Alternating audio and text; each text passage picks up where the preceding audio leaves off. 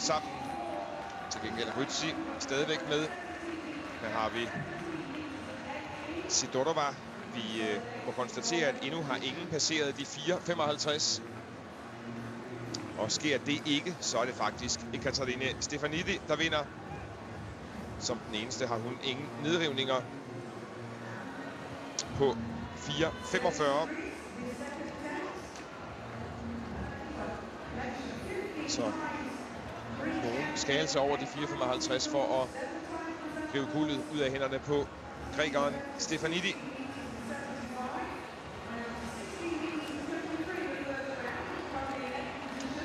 Første forsøg fra Suk Krasnova.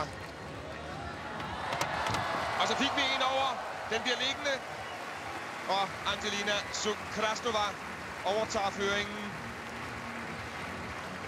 i konkurrencen.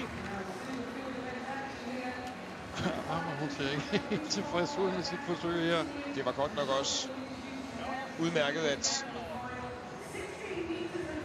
der ikke var mere, der bullede ude på kroppen. Så tror jeg altså, at hun havde taget overliggeren med ned.